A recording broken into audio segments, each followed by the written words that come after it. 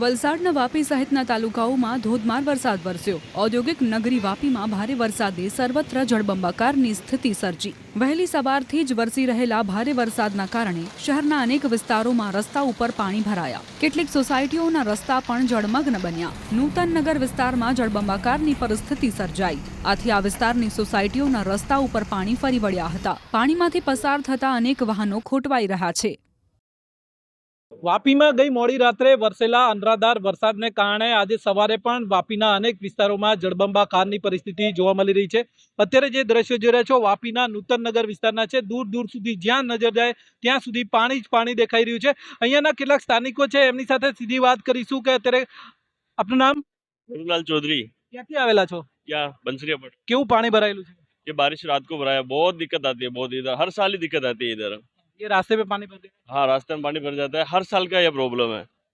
देख लो कि रात को भी कम से कम 10 गाड़ी यहाँ से निकली और खराब हो गई है, पूरा इंजन सीज हो गया है उनका। आप कहाँ रहते हो? बस यही नूतन नगर, कितने इलाके में पानी भरा है?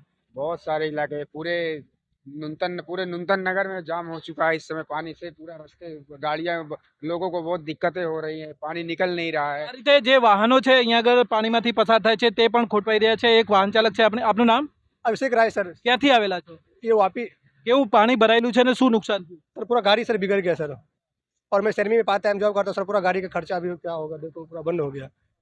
કેટલા વિસ્તારમાં પાણી ભરાયું છે આગળ? पूरा सर आगे बहुत 1 किलोमीटर सर पूरा पानी पानी है। તો આ રીતે વાપીના અનેક વિસ્તારોમાં આવી જળબંબાકારની પરિસ્થિતિ છે. દર વર્ષે આ સમસ્યા સર્જાય છે. જે વાહનો પાણીમાંથી પસાર થાય છે તે વાહનો પણ ખોટવાઈ રહ્યા છે ને તેમને નુકસાન થઈ રહ્યું છે. આ રીતે જોવા જઈએ તો વાપીના આ જે નૂતન નગર વિસ્તાર છે એની સાથે ગુંજનની સાથે છરવાડા, છીરી અને ડુંગરા વિસ્તારમાં પણ આ રીતે ભારે વરસાદ વરસી રહ્યો છે ને લોકો પરેશાનીનો સામનો કરી રહ્યા છે.